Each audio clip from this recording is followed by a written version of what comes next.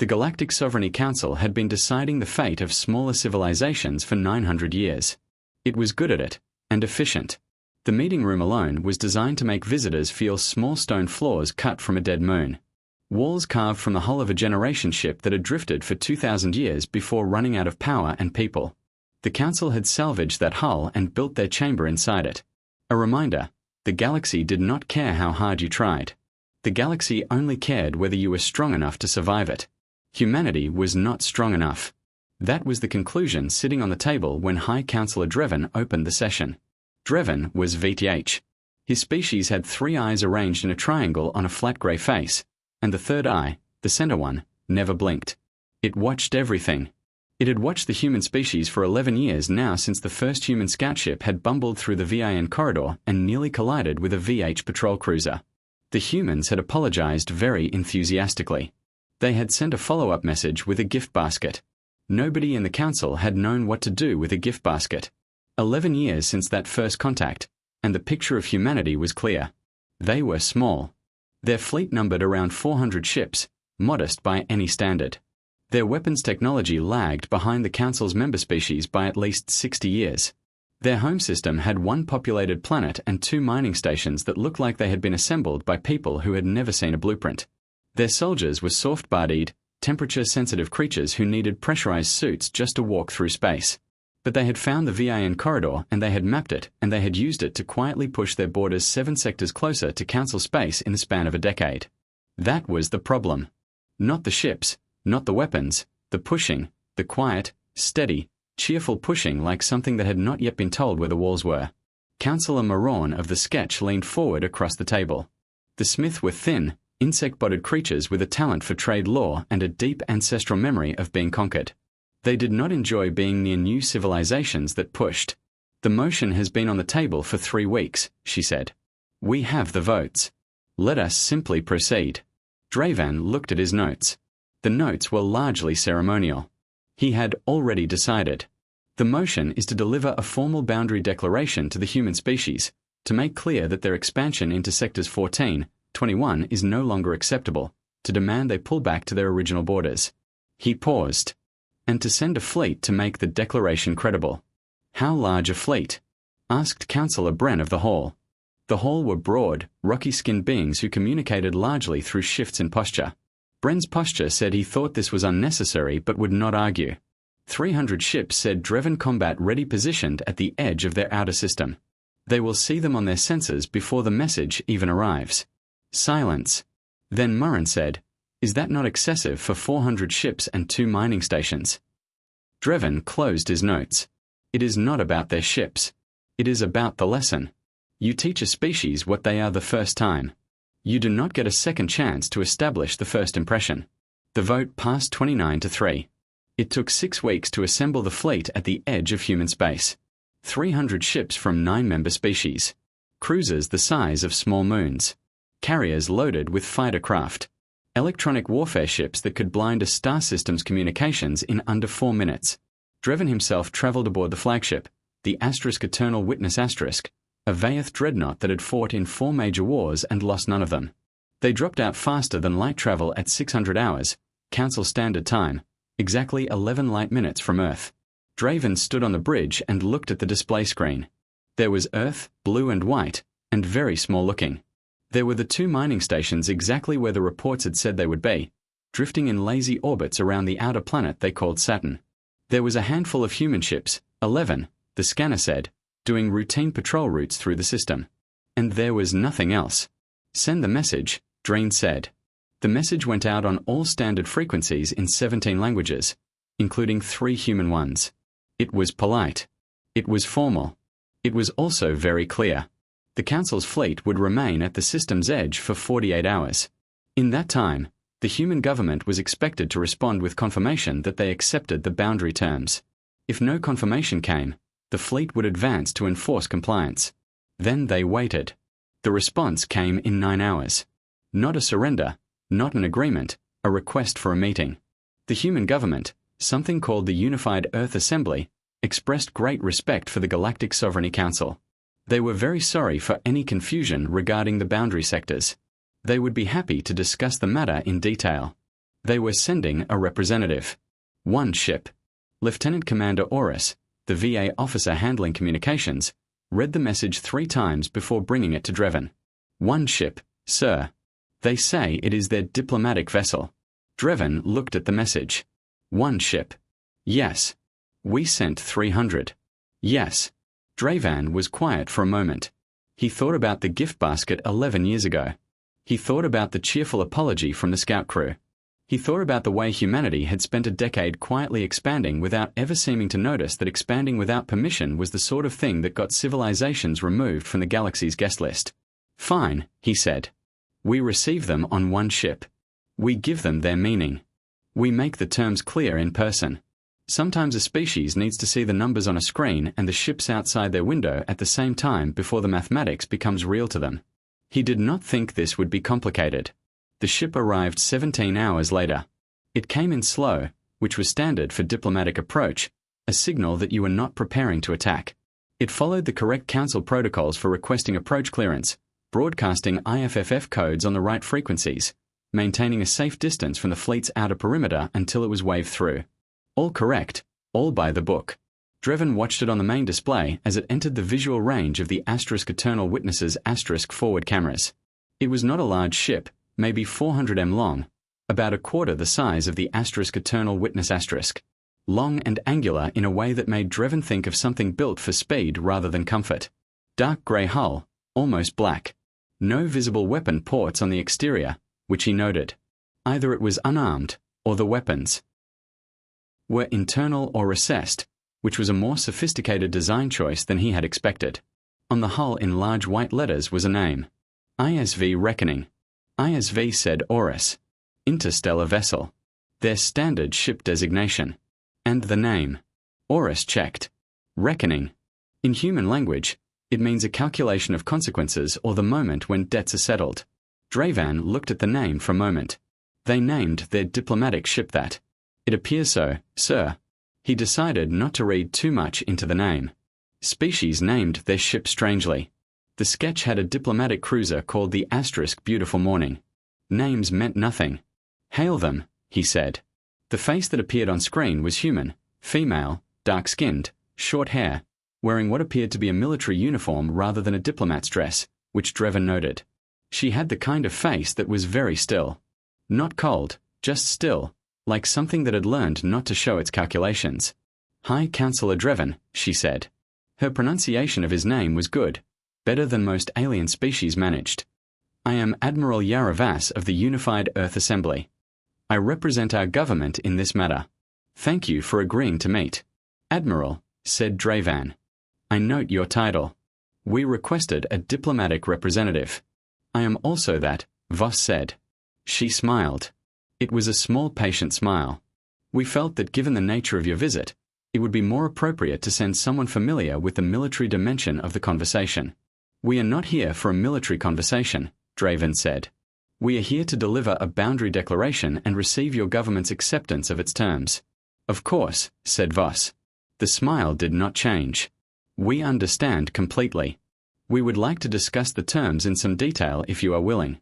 We have some questions. Dravan agreed. He had expected this. Species always had questions when faced with the Council's authority for the first time. They bargained. They asked for modifications. They suggested counterproposals. Then eventually they accepted because the alternative was what was sitting 11 light minutes from their home world. You may board the Eternal Witness *, he said. We will meet in the reception suite. Actually, said Vass, we prefer you come to us. Another pause, another small smile. We have refreshments. Drevin almost declined. Aboard the flagship was standard. Aboard the smaller vessel in unknown territory was not. But then he thought about the lesson again, about the mathematics of 300 ships versus 1, about how it would look 300 against 1, and the 300 were afraid to step aboard the 1. Agreed, he said. The shuttle from the Eternal Witness docked with the Reckoning *. 40 minutes later, Drevin brought 12 staff members, security advisors, his translator, and specialist. He stepped through the docking tube into the human ship, and his first impression was warmth. The corridor was warmer than Council standard. The lighting was slightly warmer, too, a yellow tone instead of the cool white of Vaeth ships. It smelled of something he did not have a word for. A human crew member met them at the docking collar. Young male with an open face and the easy posture of someone who was not nervous. High Counselor, welcome aboard the Reckoning. I'm Lieutenant Chen. I'll take you to the Admiral. The corridors were clean and well maintained. The crew they passed, maybe a dozen humans visible in the passageways, acknowledged the visiting group with polite nods and went back to their work. No starring, no obvious anxiety. Dreven's security officer, a V named Tovil, fell into step beside him and said quietly, "They are not afraid." "No," said Dreven. "They should be." He did not answer that. The meeting room was at the center of the ship, long table, chairs on both sides, a viewport at one end showing the stars. There were cups of something hot waiting at each seat. Admiral Voss was already standing when they entered. She shook Dreven's hand. Humans did that. He had read about it. The physical contact was still slightly startling. Vaeth did not casually touch strangers, but he completed the gesture. "Please sit," she said. "The drink is called coffee. You don't have to try it, but it's there." They sat a day. Dreven looked around the room. The walls were not bare.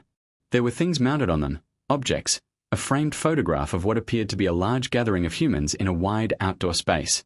A flat piece of metal with text on it that Dreven's translator could not immediately parse. And in the corner, something that looked like a piece of hull plating from a different ship, scarred with what could only be weapons fire, mounted like a trophy on a small bracket. Dreven looked at that last one for a moment. Voss followed his gaze. "Piece of a Kreth raider," she said conversationally. "They tried to take our first colony ship about 30 years ago before we had real warships. We handled it." "With what?"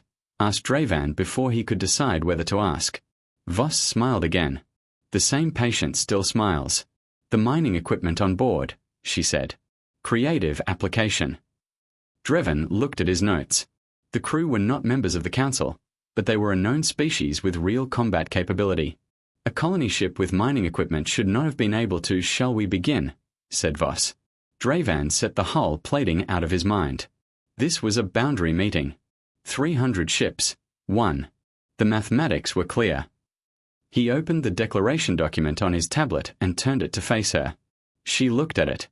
She read it carefully all the way through without speaking. Her expression did not change. When she finished, she folded her hands on the table and looked at Dreven across the space between them. "These are interesting terms," she said. "They are the Council's terms." "Yes." She tilted her head slightly. "Can I ask, and I want to be clear that I am asking genuinely, not as a negotiating position, can I ask why you believe we will accept them?" Dreven blinked his center eye slowly. This was a V gesture that meant he was choosing his words. "Because you are a small new civilization and the Council is not." "Sure," said Voss. "That's true." She glanced at the document again. "But you haven't asked us what we brought."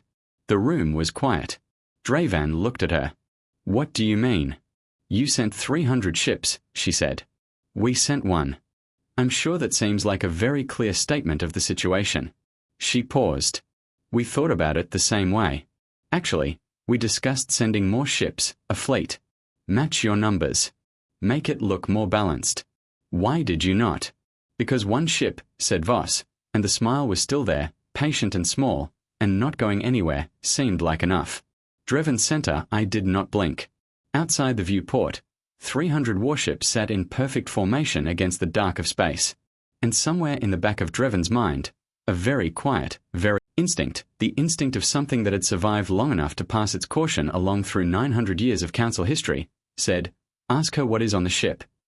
He did not ask, not yet. But he thought about the hull plating on the wall and the mining equipment, and the name painted on the side of the ship in white letters that meant asterisks the moment when debts are settled. He thought about the crew members who had not been afraid. And for the first time since the fleet had jumped into position 11 light minutes from Earth, High Counselor Dreven felt something he had not expected to feel in this room. He felt curious, which was, he would later reflect, the first sign that he had already lost control of the meeting. The coffee was, by any reasonable standard, a terrible beverage. Dreven had tried it because declining felt like a small loss of ground, and he was not in the habit of losing ground in any form. It was bitter. It was hot in a way that arrived at the back of the throat like a minor insult. There was a burnt smell to it that the humans in the room seemed to find comforting based on the way they leaned over their cups before drinking. He set his cup down and returned to the document. "The terms are not a proposal," he said. "I want to be clear about that. They are not a starting point for negotiation. The Council does not negotiate boundary declarations with species under Tier 4 classification." "What's Tier 4?" asked Admiral Voss.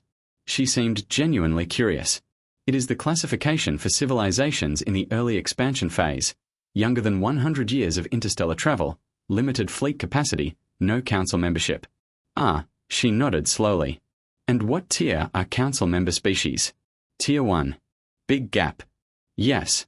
She looked at the document again. She had been looking at it in intervals for the past 40 minutes, which was more time than anyone had ever spent looking at a boundary declaration in Dreven's experience. Usually, by this point, the representative of the smaller species was either crying, bargaining, or already signing. Voss was doing none of these things. She was reading the document with the focused attention of someone who was looking for something specific and had not found it yet. Dreven's advisor, a smith named Pell, leaned close to his ear. "She is stalling," Pell whispered. "I know," said Dreven. "We should press." "I know," he said again. He looked at Voss across the table. "Admiral, I understand this is not easy news to receive, but the fleet outside your system is not a negotiating tool. It is a fact. Every hour we spend in this room is an hour your government spends looking at 300 warships on their long-range sensors. I do not believe extending that experience is in your people's interest." Voss looked up from the document. "You're probably right," she said. "Can I ask you something personal?" He had not expected that. "What?" "How many of these meetings have you done? Boundary declarations, new species, this kind of thing." Dreven straightened slightly. "This is my 14th. 14. She seemed to think about that, and all 14 accepted the terms. All 14 accepted the terms. How long did the longest one take? He thought back 6 hours. The Morin Collective. They were quite stubborn. And they accepted in the end. They accepted in the end. Voss nodded. She picked up her coffee cup, took a slow drink, and set it back down. "I want you to know," she said, "I genuinely respect the Council's position. 14 for 14 is a strong record. You clearly know what you're doing." She paused. "I also want you to know that we are not the Morin Collective. No species is any other species." "That's a fair point," she smiled. "I'm going to need more time to review the terms with my government before I can give you a formal response." Dreven looked at her. "How much time?" 24 hours. The number landed on the table. Pell shifted in his seat. Dreven kept his face steady because showing irritation in front of a tier for representative would be undignified, and dignity was one of the few currencies that never lost value. 12 hours. He said, "Vos considered this 18. This is not a negotiation. You're right. It's a scheduling discussion." The smile again, patient, unhurried. 18 hours. I'll have a formal response from my government. If they agree to the terms, I sign the document. If they have questions, I'll relay them. And if they refuse, she looks at him with those very still eyes. Let's not get ahead of ourselves. Dreven agreed to 18 hours because the alternative was advancing the fleet now before a response which would look like aggression rather than enforcement. And the Council cared about how things looked. 900 years of careful reputation management had taught them that. He stood. His staff stood with him. Vos stood too and extended her hand again, and he shook it again, and her grip was firm in a way that was not threatening but was not soft either. "Lieutenant Chin will walk you back to your shuttle," she said. "Thank you for coming aboard, High Counselor." As Dreen turned to leave, he glanced once more at the hull plating mounted on the wall. The crew raider mining equipment. He wanted to ask more about that. He decided he would look it up in the records instead. Tovil had questions. Dreven's security officer was waiting in the docking collar when the group returned to the shuttle, which meant he had left the meeting room early, which meant something had pulled him away. Dreven raised an eyebrow as Tovil fell into step beside him. "The ship," Tovil said quietly. "What about it?" "I took a walk while you were in the meeting. Lieutenant Chen escorted me, very pleasant, and showed me the ship." And Tovil was quiet for the few seconds it took them to board the shuttle and seal the hatch behind the last staff member. Then he said, "The corridors don't match." Dreven looked at him. "Explain." "I was counting steps. walking the corridors, estimating dimensions. Toval pulled out a small device and showed Drevin a hand-drawn diagram, a rough sketch of the ship's layout as best he'd been able to map it. From the outside, the ship is approximately 400 m long. Standard layout for a vessel this size would give you maybe 40% usable interior volume after you account for engines, fuel, storage, hull thickness. He pointed to a section of his sketch. But the corridors I walked don't account for that.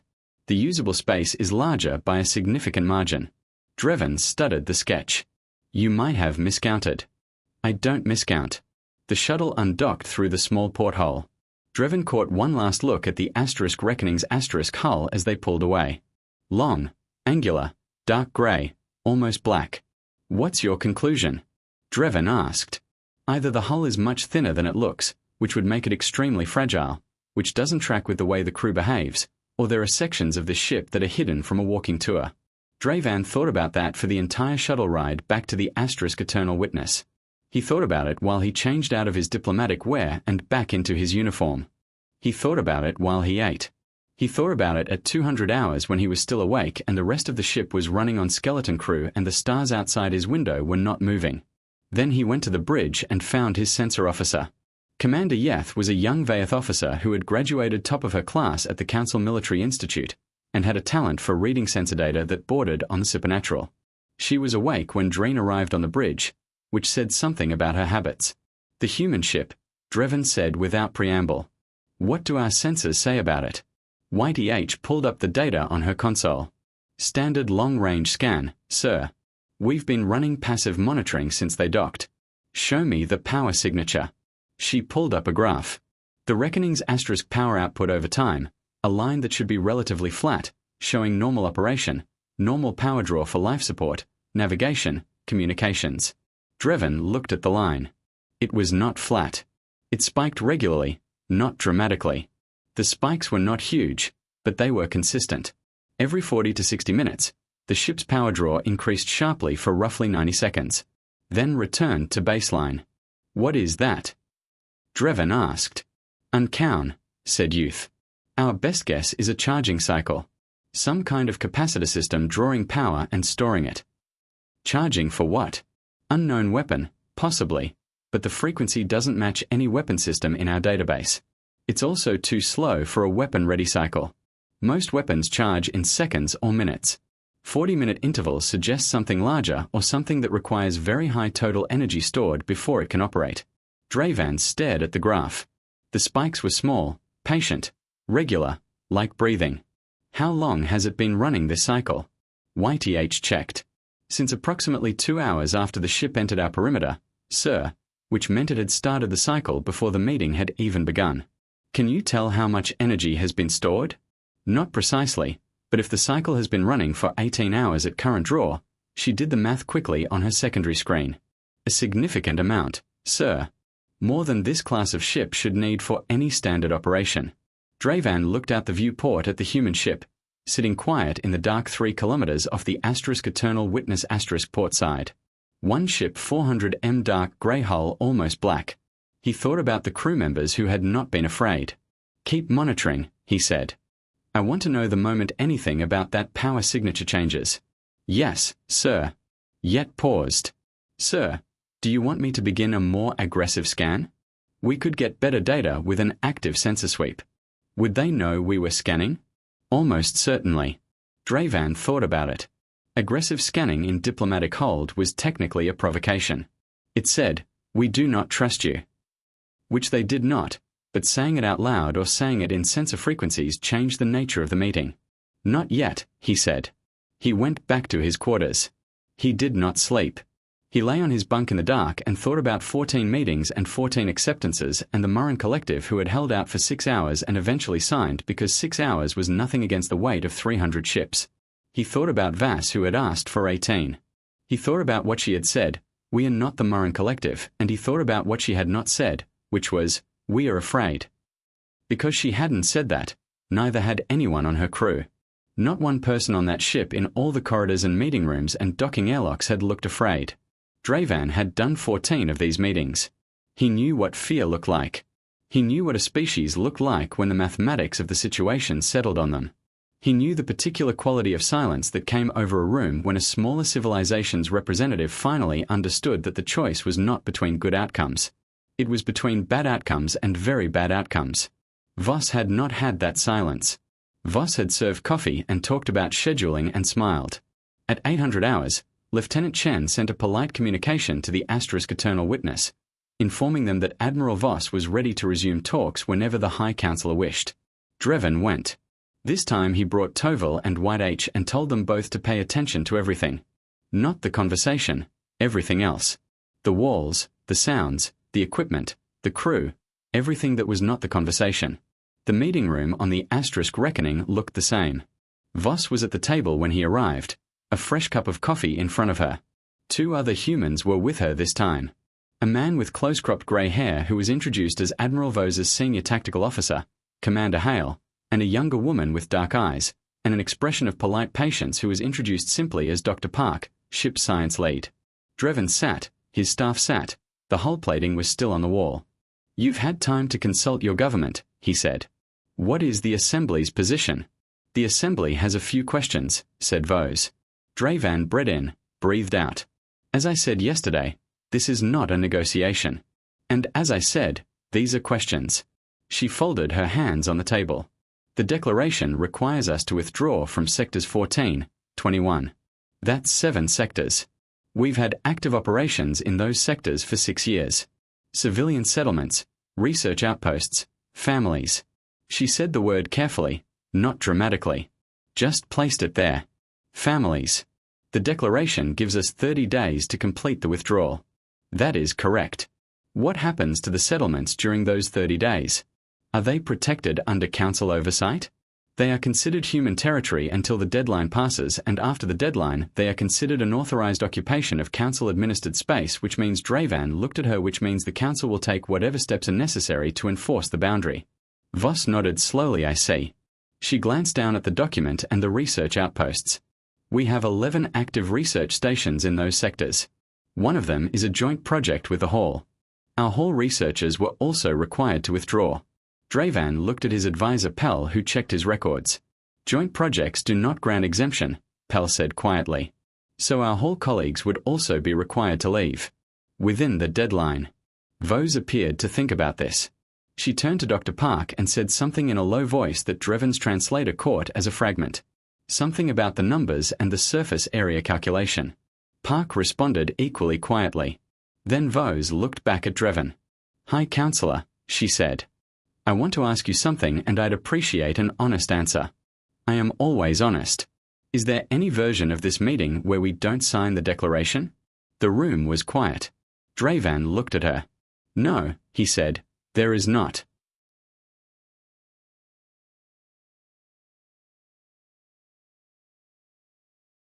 "That's what I thought." She picked up her coffee, took a long drink, and set it down. "Then I'd like to ask you something else." She looked at him, and for the first time, the smile changed.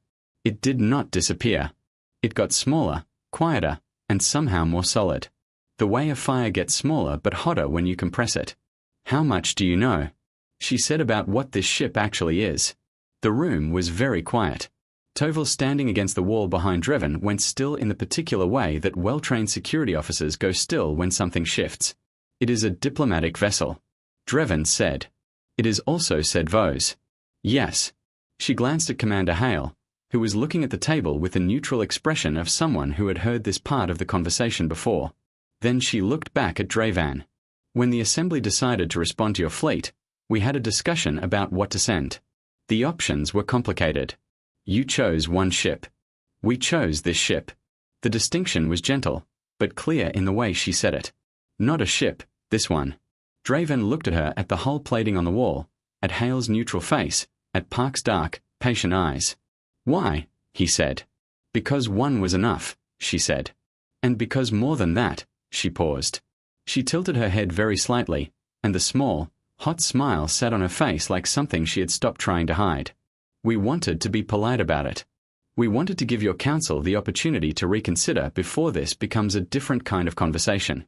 The Eternal Witness was 3 kilometers away. 300 ships were 11 light minutes from Earth.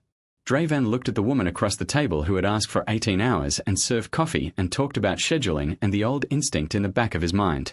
The one that had kept something cautious alive for 900 years said, "Ask her what is on the ship." This time he asked, "Admiral Voss," he said, "what is on the ship?" She looked at him for a moment. Then she said very simply, "Everything we needed." Outside the viewport, the stars were still. The Reckoning sat quiet in the dark, its power cycling in those small, patient, regular spikes, charging something in its belly that had no name in the Council's database. And in that moment, Dravan understood, not fully, not yet, but enough that the mathematics of 300 had never been the right mathematics. He just didn't know what the right mathematics were. Yet Dravan called his flag officers together at 1100 hours in the *Eternal Witness War Room. There were 9 of them, one from each member species currently represented in the fleet. They sat around a circular table under lights that were deliberately cooler and sharper than the rest of the ship, because the Council had decided long ago that the room where you made hard decisions should feel like a hard room. No warmth, no comfort, just clarity. Dravan told them what Tovel had found, what Yeth had found, what Vos had said. The room was quiet for a moment when he finished. Then Fleet Admiral Brasque of the Hall, the largest and oldest officer in the room, shifted his broad frame, and said, "She told you one ship was enough." She implied it. That is not an implication. That is a statement. Brasque's posture said something more than his words. The particular angle of his shoulders that translated roughly as I have heard this tone before, and I did not like where it went. "You said she was not afraid." "Not visibly." "In my experience," said Brasque, "there are 2 kinds of species who face a larger force without showing fear. The kind that has not yet understood what they are facing. And the other kind, asked Admiral Save of the K, a narrow, fast-moving species who ran most of the Council's light combat wing." Brasque looked at the table, the kind that has another silence. Dravan looked at his officers. He thought about what he knew. One ship, hidden interior volume, power cycling for 18 hours, a piece of CFT radar hull on the wall, a crew that had spent the whole visit looking like people waiting for something they had already decided was going to happen. "Option 1, he said, "we advance the fleet. We surround the Reckoning and inform Admiral Voss that the time for discussion has passed. We give her 1 hour to transmit her government's acceptance. If she does not, we treat the ship as a hostile vessel and proceed accordingly." Proceed accordingly meaning ask Save. Disable it minimally. We are not here to start a war. We are here to enforce a boundary declaration. Option 2, said Brasque. We withdraw. We return to Council space. We table this matter and revisit it with more information. The room did not need to discuss Option 2 for very long. Withdrawing without a signed declaration was not a neutral action. It was an admission. 900 years of consistent enforcement 14 for 14, and the 15th time the Council retreated without a signature because one diplomatic ship had charged its power system and said something vague about having enough of whatever it needed. The Council's credibility was the only thing that kept the coalition together. Without it, Option 2 did not lead to a safer outcome. It led to a slower, messier version of the same problem. Option 1, said Dravan, unanimous agreement. It was not quite unanimous. Brasque voted yes, but his posture said something about the weight of that yes that Dreen chose not to translate directly. The fleet began to move at 1,300 hours. Not all 300 ships. That would have been excessive in a way that even the Council found uncomfortable. Dravan ordered the forward group, 60 ships, to advance from the outer perimeter toward the Reckoning's position. 60 was still a number that communicated everything it needed to communicate. 60 warships tightening a circle around one 400-meter diplomatic vessel was not an ambiguous gesture. The Reckoning did not move. Dravan had expected some reaction, a retreat to a safer distance, a rapid communication from Voss, something that would indicate the situation had been recalibrated. The Reckoning sat exactly where it had been sitting since it arrived. Its running lights were on. Its communications array was active. It was by every sensor reading doing nothing. "Hail them," said Dravan. Vass appeared on screen within seconds. She was not sitting at a table this time. She was on her own bridge standing with Hale and Park nearby and the rest of her crew at their stations. The bridge of the Reckoning looked functional. That was the word for it. Not impressive, not elaborate. Clean lines, muted colors. People sitting at their stations with the focused attention of individuals who were not looking at the 60 ships tightening around them, but at their own screens, their own readouts, their own instruments.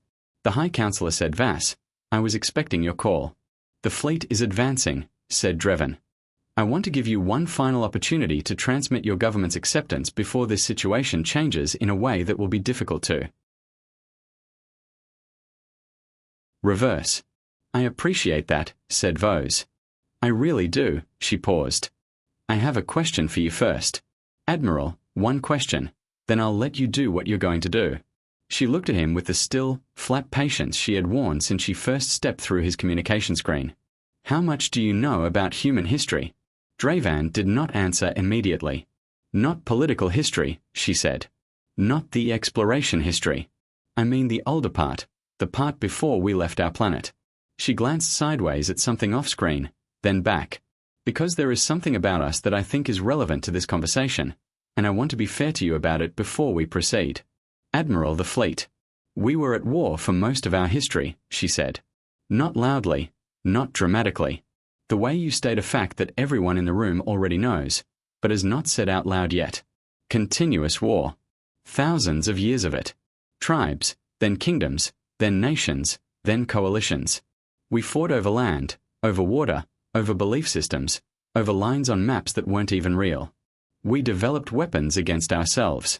We used them against ourselves." She paused again. "And we survived that. All of it. And then we took everything we learned from thousands of years of hurting each other and we applied it to engineering.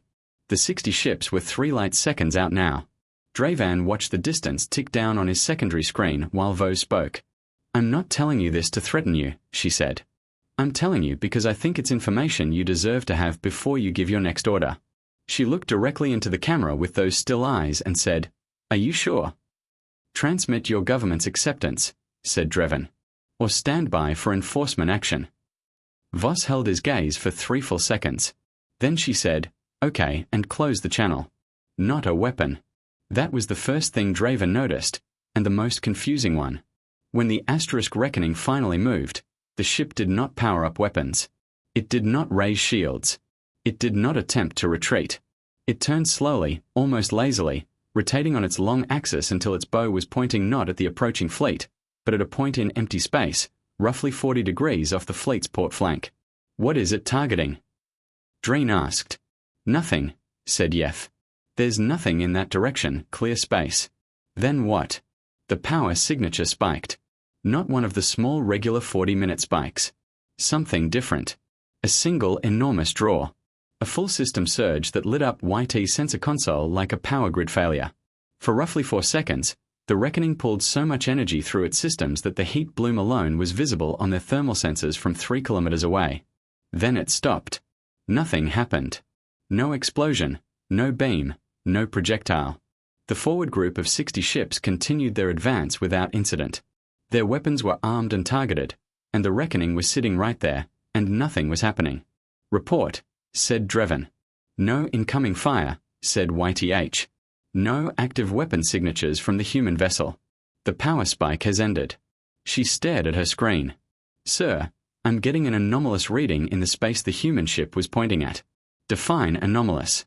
"The space is folded. Something has altered local spacetime geometry in a region approximately 200 kilometers across at that bearing." She looked up from her console and her expression was the expression of someone reporting a fact they had not yet processed emotionally. "Sir, something has been placed there. I don't have it on any scan. No mass reading, no M signature, no thermal output, but the geometry of space says something is there." Dreven stared at the display. Empty space with something in it that wasn't showing up on any instrument except the fact that space itself was bent around it. "Open a channel to the other fleet commands," he said. "I want Sir Toval on his shoulder. The asterisk reckoning is transmitting not to the asterisk eternal witness asterisk. Not on standard communication channels, a tight beam signal highly encrypted aimed at Earth, aimed at home." Dreven watched the signal data on YTH's board and thought, she is not asking for instructions. She already has them. She is telling them it is time. The 60-forward ship reached a distance of 1 light second. "Halt the advance," said Dreven. The order went through. The 60 ships decelerated and held position in a wide arc around the asterisk reckoning. The human ship sat inside that arc like something comfortable in a cage it had built itself. "Hail them again," said Dreven. No response. He tried twice more. Nothing. Sir said yes. The power is cycling again. Not the big spike. The smaller ones were back. The 40-minute charge. Patient, regular, already climbing back toward whatever level it had been at before the discharge. Whatever it had just put in that empty patch of space had cost it one charge. Now it was building the next one. Dreven looked at the display at the asterisk reckoning at the patch of bent space. It was pointed at his 60 ships frozen in a holding pattern. They had not expected to be holding. "Commander, yes," he said. "Can you tell what the anomalous region contains?" "No, sir. There is no conventional signature. It is as if the object or objects in that region have been engineered not to return sensor data." "Can you tell how large the region is?" 200 kilometers across, as I said. "But sir," she looked at her readings again. "I think the region is expanding slowly, barely measurable. But yes, the bent space, the invisible something was growing outward at a rate that would take days to matter at its current speed." Days. Dreven thought about the reckoning and its crew who had not been afraid. He thought about Vass explaining thousands of years of war, stating quietly like a woman laying down a fact she hoped you would pick up. He thought about the power spike and the tight beam transmission to Earth and the steadily cycling charge rebuilding in the belly of a ship that was still sitting calmly inside a ring of 60 warships without attempting to run. He looked at his security officer Touville. "Sir, how many charges do you think it can store?" Touville looked at the sensor data at the time elapsed at the recharge rate. He did the numbers in a way that Dreven could see even without watching the small shift in posture that meant the numbers were not good. At current recharge rate, Touville said it will reach full charge again in approximately 42 minutes. And then it places another Dreven gesture at the display. Another one of those presumably. "And if we destroy the ship right now before it can fire again?" Touville was quiet for a moment. Then, "The first one is already out there, sir. Expanding. We don't know what it is, and we can't scan it, and we don't know how to stop it because we don't know what it does." He paused. Destroying the asterisk reckoning now only stops the second one. The first is already in play. Dreven looked at the ships. 240 ships still on the outer perimeter. Earth and its tiny fleet of 400 patrol vessels. He thought about the mathematics he had been so certain of when he arrived. 300 to 1. He had been thinking about the wrong number all along. The right number was not 300, not 1, not even the 18 hours Vos had asked for. The right number was 42 minutes. That was how long the Council had to decide what to do before the asterisk reckoning deployed its second invisible, unscannable expanding object into the space between his fleet and home. And the reckoning was still just sitting there running lights on crew at their stations charging patiently in the dark. Dreven sat down in his command chair and looked at the empty stars and thought, what did she put out there? And underneath that, quieter, colder. The question he had been avoiding since the first moment he had seen the crew members, who did not look afraid. What else does she have? 41 minutes. 38 minutes. Dreven called the war room back together and told them what Youth had found. The anomalous region, the invisible something expanding slowly through the space between the fleet and home. The recharge cycle is already climbing back toward full. The room absorbed it the way experienced officers absorbed bad information. Quietly, quickly, already moving to the next question before the last one had fully landed. "Destroy the ship," said Admiral Save immediately. "Right now, 60 ships are at point-blank range. We reduce it to debris before it can fire again. And the first deployment," said Brasque. "We deal with the first deployment after we neutralize the source. We don't know what the first deployment is. Then we figure that out while it's no longer getting company." Dreven held up a hand. "Before we do anything irreversible," he said, "I want to understand what we are dealing with. YDH, can you give me anything more on the anomalous region?" YTH had been working at her console since the briefing began. She looked tired in the way of someone who had been staring at readings that refused to make sense and had stopped expecting them to. "I have more data, sir, not more clarity." She pulled up the display. "The region is expanding slowly, but it is not expanding uniformly. It is spreading along the gaps between our ships, following the spaces in our formation." No one spoke for a moment. "It is not just expanding outward.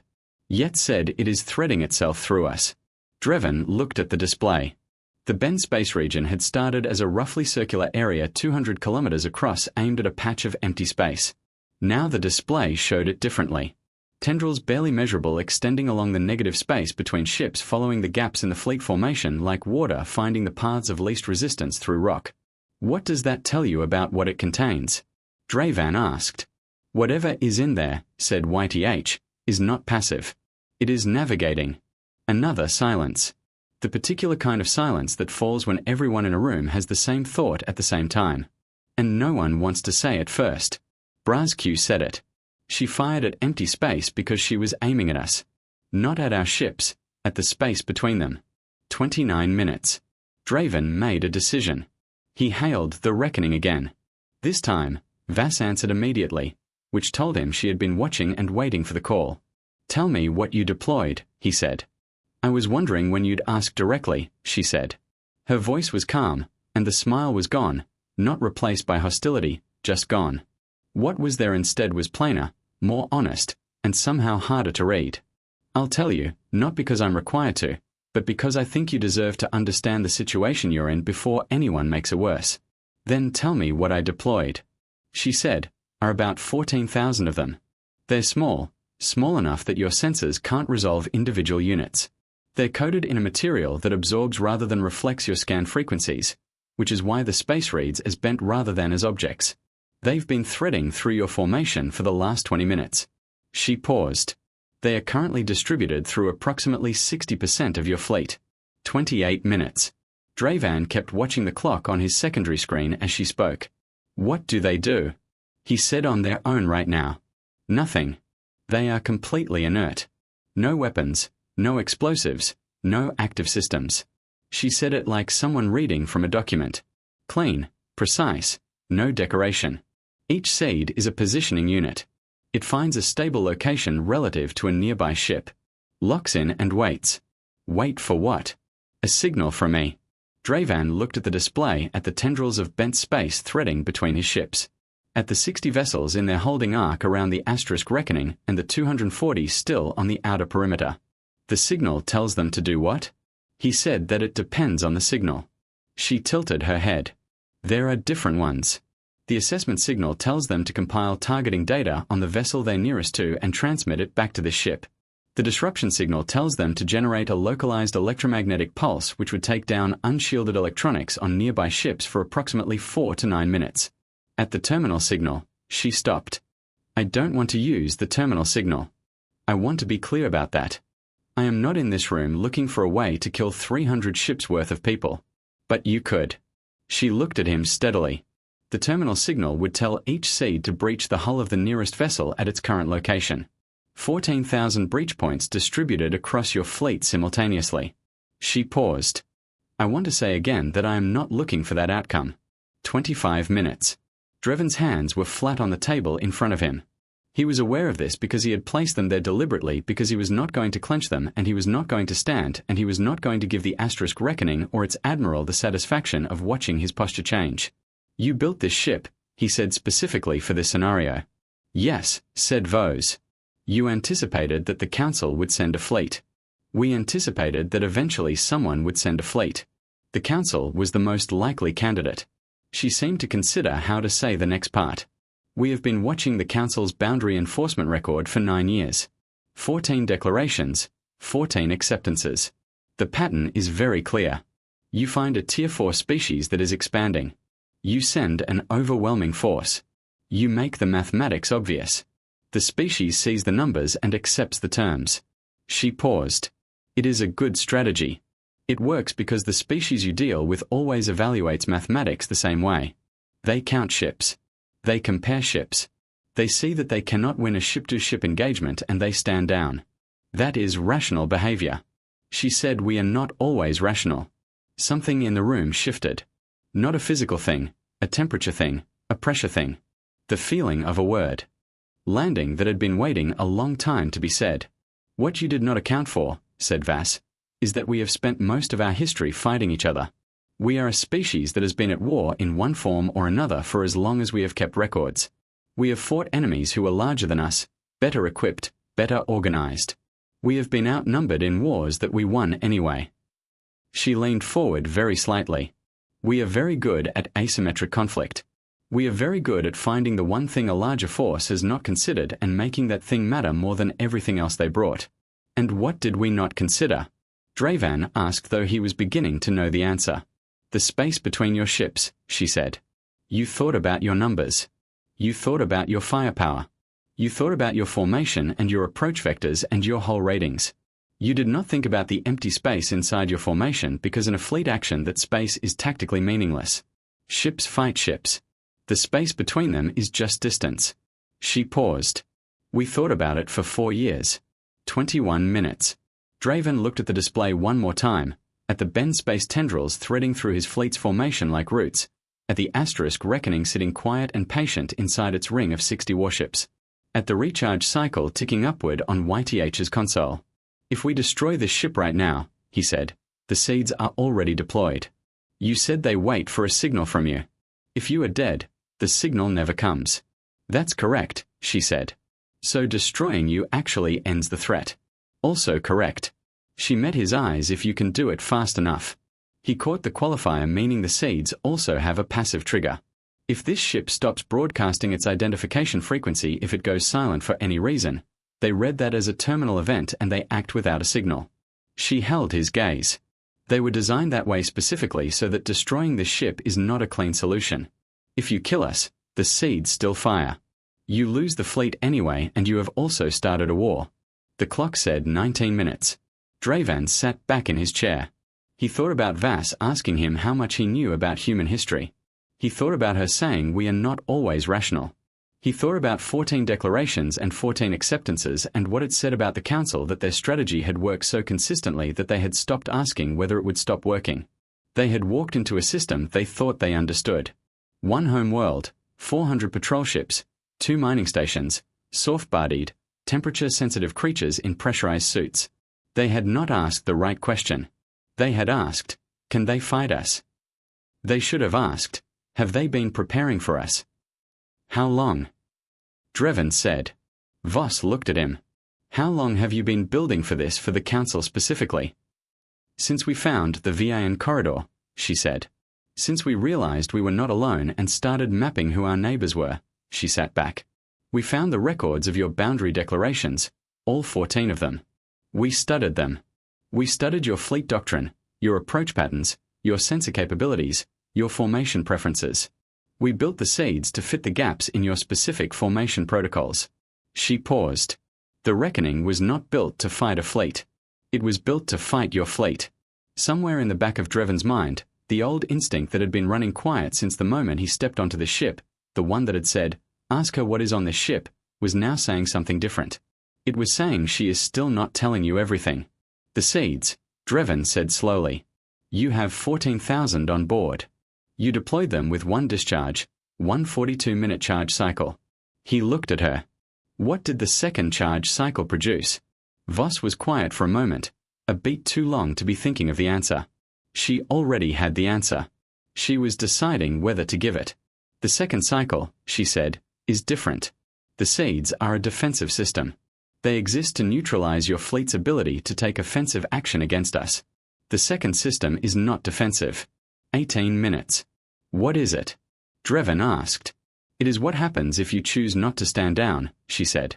It is what we built for the scenario where the council decided that losing 300 ships was an acceptable cost for maintaining the precedent of your boundary declarations. She leaned forward again because we wanted that scenario too. We asked ourselves, what if they don't care about the fleet? What if the council's credibility matters more to them than 300 ships and the people on them? Draven said nothing. We could not let that be a viable option for you, she said. Because if you could absorb the fleet loss and still enforce the declaration, then our defensive system would not be enough. So we built a second answer. Her voice stayed even factual. The second discharge deploys a different kind of package. Not seeds, anchors, 20 of them. Each one creates a permanent fold in local spacetime like what you detected earlier, but stable, lasting. She paused. The anchors would be placed along the council's most used transit corridors, your FTL lanes, not blocking them, positioned adjacent to them. But an anchor near a transit point generates enough spacetime distortion that anything using that transit point at speed would experience. She chose her words carefully. Difficulties. The war room was absolutely silent. How long would the anchors remain? Drevin asked. They do not degrade, said Voss. They are permanent. Permanent. 20 stable spacetime folds positioned along the Council's transit lanes. Not blocking them, just there. An invisible obstacle in a road you had been using for 900 years. The kind of thing that would take decades to map, longer to understand, and cost ships every year until you did. Dravan thought about the gift basket 11 years ago. He had found it baffling then. Cheerful creatures bumbling through the VIN corridor with fruit and packaged items and an extremely enthusiastic apology. The same creatures who had spent 11 years doing this, who had looked at the Council's 900-year record and found the specific gap in the armor, the specific empty space between the ships, and then built quietly and cheerfully and without any apparent anger, a weapon that fit exactly into that gap. 15 minutes. What do you want? Dravan said, to keep our sectors, said to keep the settlements and the research stations and the families that are already there to continue expanding at the rate we have been. She paused. And for the Council to understand that we are not the Murren Collective. We are not any of your 14 previous meetings, and the sooner everyone understands that the better the outcome is for every species represented in your fleet. The clock said 14 minutes. Dravan looked at the display at the asterisk reckoning at the bend space threads woven through the gaps in 300 ships at the second charge approaching full. He thought about 900 years. He thought about 14 declarations. He thought about the fact that Vass had come here with coffee and scheduling discussions and small patient smiles and had in the space of 36 hours changed the mathematics of the conversation so completely that he was no longer certain what the mathematics were. He thought about one thing Vass had said and kept coming back to it, turning it over because it was the most important thing she had said and he had almost missed it. We built the seeds to fit the gaps in your specific formation protocols. She had not built a weapon. She had built an answer to a question. A specific, stuttered, rehearsed answer to the specific question the Council would ask, which meant she had also built an answer to the next question the Council would ask after that and the one after that. She had not sent one ship because one ship was enough to fight 300. She had sent one ship because she had already fought 300 on paper in simulations in the 4 years of preparation that had produced this vessel and this crew and those 14,000 seeds and this exact conversation. The battle had been over before the fleet left Council space. Dravan understood that now with the clean, cold certainty of someone who had just found the last piece of a puzzle and did not like the picture it made. The humans had been smiling, he realized, not because they were confident. They had been smiling because they were finished. 13 minutes. He looked at Admiral Voss on the screen. She was waiting, not impatiently, not nervously, just waiting the way someone waits when they have already done everything they came to do. I need to consult my officers, Drevin said. Of course, said Vass. He cut the channel. He looked around the war room at the 9 flag officers of the Galactic Sovereignty Council, and none of them were speaking, and all of them were looking at him. Brask's posture said, I told you. Thoughts? Said Drevin. The room was quiet for 3 seconds. Then Save said in a voice that was stripped of everything except the bare mechanical function of words. Can we identify the seeds? Target them individually. No, said Youth from her station. They are below our sensor resolution. Can we purge the formation, create a field that neutralizes them in mass? We don't know enough about their construction to know what would affect them. Can we jam the signal she uses to trigger them? We don't know the frequency. Save fell silent. 12 minutes. Dravan looked at the display one last time at the clock at the asterisk reckoning. He thought about one more thing she had said. We are not always rational. A rational species facing this situation would have built a larger fleet, would have matched the Council's numbers or tried to have looked at 300 ships and decided they needed 301. An irrational species, or a species that thought differently about the problem, had looked at 300 ships and built something that lived in the spaces between them. He made his decision. He picked up the channel and hailed Admiral Voss. And when she appeared on screen, he said 6 words that had never been said in the 9th century of the Galactic Sovereignty Council's existence. What are your proposed terms, Admiral? And Voss looked at him, and the small, patient, compressed fire smile came back one last time, and she said, I thought you'd never ask. Voss had the terms ready. That was the first thing Dravan noticed. She did not pause to collect her thoughts. She did not ask for a moment. She opened a second screen beside her, glanced at it once, and began speaking with the focused clarity of someone reading from a document they had written long before this conversation started. First, she said, humanity retains full sovereignty over sectors 14, 21. No withdrawal, no deadline. The settlements and research stations remain. The joint project with the Hall continues under its existing agreements. Drevin noted it said nothing. Second, the Council formally recognizes the Unified Earth Assembly as a Tier 1 civilization, not Tier 4, not a provisional classification. Full recognition with all the standing and protections that it carries. Across the war room, Drevin heard Pell make a very small sound. Tier 1 recognition for a species with 400 patrol ships and 2 mining stations was not something the Council's classification system had a procedure for. It had never needed one. Third, the Council's fleet withdraws from this system within 6 hours of treaty signature and does not return without explicit invitation from the Assembly. And fourth, Drevin asked, because there was always a fourth. Fourth, said Voss. The Seeds stay. The war room was very quiet. They stay deployed, she said. In your fleet, in the formation gaps exactly where they are right now, inert as they are now. They will not activate unless the treaty is broken. She let that settle. They are not a weapon at that point. They are a record, a guarantee. The treaty is not enforced by goodwill. It is enforced by the fact that the seeds are already there and both sides know it. Drevin looked at her. You are asking us to sign a treaty that has a loaded weapon sitting inside our own ships. I am asking you to sign a treaty that you cannot break without consequence. She said, which is the only kind of treaty that works. She paused. The Council has held its authority for 900 years through the credibility of its enforcement. You understand better than anyone that a guarantee without teeth is just a wish. These are the teeth. They belong to both sides. He thought about that. It was not wrong. It was in fact the most honest thing anyone had said in 2 days of talking. A peace with no mechanism for enforcement was not a peace. It was a delay. If the treaty holds, Drevin said, permanently the seeds are never activated and we carry them indefinitely. Yes. And we cannot remove them. You can try, she said. You won't find them, but you can try. The plain honest tone again, no edge to it. The alternative is that you decline the terms and I send the second discharge, in which case the seeds activate, the anchors go into your transit lanes, and we have a war that neither side can win cleanly. We've modelled it. She glanced at her screen. The Council wins eventually, probably. But it costs you 40 to 60 years of disrupted transit infrastructure and somewhere between 8 and 12% of your active fleet in the first engagement alone. She looked back at him. And then you still have to deal with us after that. Except by then we have had 40 to 60 years to build more Reckoning Asterisk-class vessels. The clock said 11 minutes. Drevin looked at his flag officers at Brasque, whose posture had moved from I told you to something more tired and more complicated. At Save, who was staring at the table with the expression of a person reassembling a picture they thought they had understood. At Pell, who was running the Tier 1 reclassification against every piece of Council law he had memorized and finding apparently that the law had not anticipated needing to say no. Give me 10 minutes, Drevin said. You have 11, said Vose. He cut the channel. The 10 minutes were not enough and were also more than enough because the decision had been clear for some time and the 10 minutes were really just the space needed for everyone in the room to arrive at it from their own direction. Save got there by way of the numbers. Brasque got there by way of the 40 to 60 years.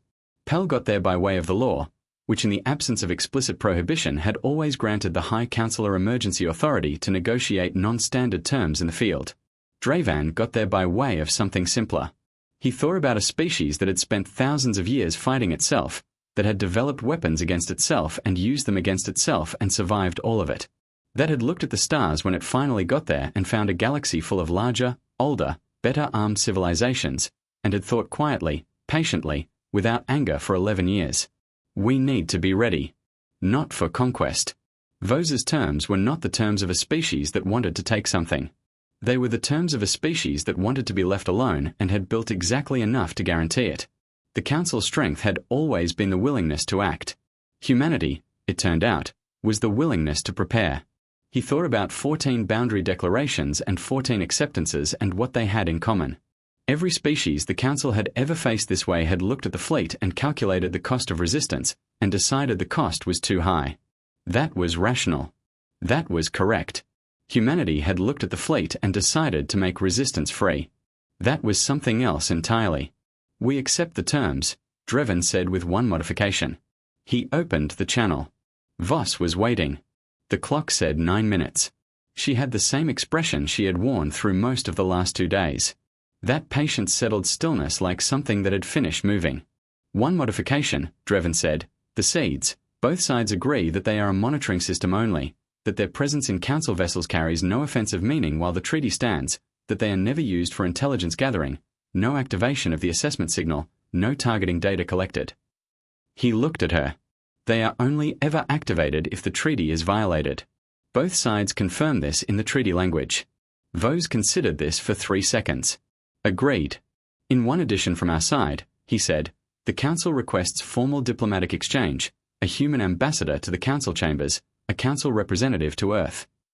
Something shifted in Voss's face. The smallest thing. He had spent 2 days watching her face, and he caught it. A brief fractional softening around the eyes there and gone. Agreed. She said, we'd like that. The treaty document was drafted in 30 minutes. Legal staff from both sides worked across the open channel, trading language, confirming translations, checking against council law and assembly lost simultaneously. It was the fastest treaty drafting in council history, which was partly because the terms were simple and partly because 9 minutes had concentrated everyone's focus considerably. At 1847 hours, Council Standard Time, Drevin signed it on behalf of the Galactic Sovereignty Council. Voss signed it on behalf of the Unified Earth Assembly. At 1849 hours, the power cycling on the asterisk reckoning stopped. The second discharge was stood down. The seeds remained inert, invisible, embedded in the fleet's formation gaps like silent punctuation at the end of a sentence no one wanted to finish. At 1900 hours, Drevin ordered the fleet to begin withdrawal. He went back to the reckoning asterisk one more time before the fleet left. He had not planned to. The treaty was signed. The withdrawal was underway. There was no procedural reason to return to the human ship. But he went anyway because there was one question he had not asked, and he thought he might not get another chance. Vos met him at the docking collar herself. Just her, no staff. She looked the same as she had for 2 days. Uniform, short hair, flat face. She also looked slightly tired in a way that had not been visible before, which was the first sign of something that was not the surface she had been showing him. He had wondered about that. What was under the patience, whether the stillness was genuine or constructed? He was beginning to think it was both. One question, he said. She gestured for him to walk with her. They moved down the corridor, past the crew stations, past the functional walls in the warm yellow light. Ask it, she said. Your crew, he said. When we came aboard, when the fleet was tightening around you, when the advance began, he looked at her. They were not afraid. I have seen species face a council fleet. I know what being afraid looks like. Your crew did not look like that. He paused. Why? Voss walked beside him without answering immediately. They passed a young crew member, one of the ones Drevin had noticed on the first visit, sitting at a navigation station. The young man glanced up, saw the High Counselor, and gave the same easy nod as before. Relaxed, present, not afraid. How much do you know about how we smile? Vass asked. Drevin looked at her.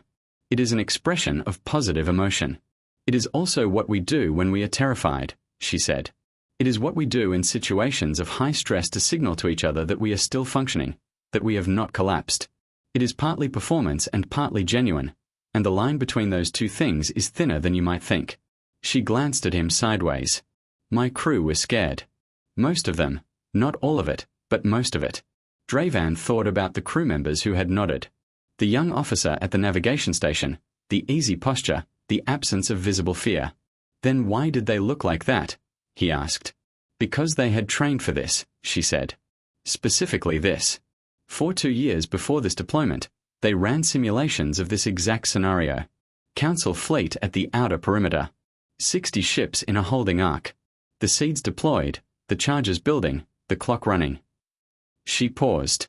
They had failed those simulations many times, made mistakes, lost the ship on paper a dozen times, and then they got it right over and over until getting it right was what felt normal. She stopped walking.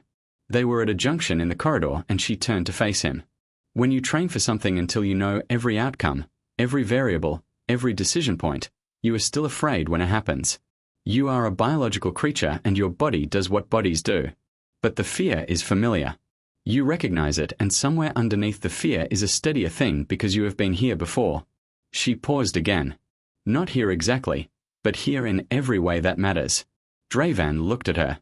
Preparation, he said. Preparation, she said. He thought about it, about what it meant that a species had built this ship and trained this crew and drafted these terms and done all of it before the council had even scheduled the meeting, before the fleet had even assembled. How many people on Earth know the ship exists? He asked. Most of them, she said. We don't keep secrets. Well, someone always tells. There was a small warmth in her voice that had not been there before. People know we built it. They know what it does. When the fleet showed up on our long-range sensors, the news was everywhere. Billions of people watching. She looked at the hull plating on the wall as they passed it. They weren't afraid either. Not mostly. They were watching to see if it worked. And if it had not worked, she was quiet for a moment. Then we would have built the next one differently. She said it was not bravado. It was not even confidence in the conventional sense. It was something flatter and more persistent than confidence. Something that did not require an audience or a guarantee. A species that had been knocked down enough times that the knocking down had stopped being the relevant variable. The relevant variable was whether you got up and what you built next. Dravan walked back to the shuttle. He stood in the docking collar for a moment before crossing over, and he turned around one last time. Voss was standing at the end of the corridor watching him go. High Counselor, she said, for what it's worth, we didn't want this to go badly. We prepared for it to go badly because that is what you do. But we didn't want it. He looked at her. What did you want? Neighbors, she said simply. We have a whole galaxy and we have been alone in our corner of it for a long time. The tiredness was more visible now, and under it something else. Something genuine and uncomplicated that did not fit in the same room as seeds and transit anchors and 42-minute charge cycles. We just wanted it done right. He nodded once. He crossed the docking collar and sealed the hatch behind him. The fleet withdrew in good order. 6 hours as the treaty specified. 300 ships pulling back from the edge of human space in a long deliberate movement of a tide going out. The asterisk Eternal Witness was the last to go by custom. The flagship always departed last. Dravan stood on the bridge and watched the asterisk reckoning on the display screen as the distance grew. One ship 400M dark grey hull in the dark of space already small against the background. Getting smaller. Sir, said yes from her station. The seeds I know, he said. They were still there. He could feel them in a way that had nothing to do with senses. That awareness of a thing you cannot see or measure but cannot unknown. 14,000 small, quiet things distributed through the fleet's formation gaps, inert, patient, going home with them like a reminder written in a language with only one word. Remember, not a threat. She had been clear about that. Not a weapon in the ordinary sense, something more precise than a weapon, a record, an insurance policy, a small permanent presence in the space between his ships that said, we were here and we are not going anywhere, and neither is this. He thought about what the council chambers would say when he returned, about the special session that would need to be called, about 29 votes that had been cast on the assumption that this would be the 15th, and it had been the first of something else entirely. He thought about a new seat in the council chambers, about a human ambassador walking through those carved bonehole walls for the first time into a room designed to make visitors feel small. And he found himself wondering whether that ambassador would feel small. He suspected none. He looked at the display one last time. The reckoning was barely visible now, a small dark shape against the starfield, shrinking as the distance opened between them. He thought about thousands of years of war, about a species that had inflicted every possible damage upon itself, and came through it with an unbroken habit of getting back up. About a diplomatic vessel named Asterisk. The moment when debts were settled that had arrived at a meeting between 300 warships in one and had not brought weapons. It had brought preparation which turned out to be the same thing in a more permanent form. Course set for council space, said the navigation officer. Proceed, said Dravan. The Eternal Witness turned and accelerated. The reckoning disappeared from the display. Human space fell away behind them.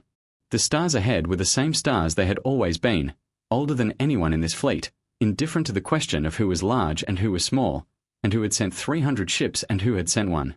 But the space between those stars was different now. 14,000 things in it that had not been there before.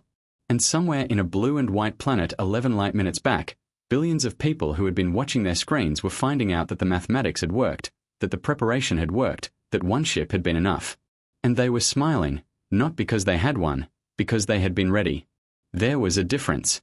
It had taken 900 years and 14 declarations and one very patient admiral with a cup of coffee and a piece of crew raider hull on her wall to make the distinction clear. But now it was clear. And somewhere in the formation gaps of the Council's finest fleet, 14,000 small, quiet things went home with them and waited and remembered.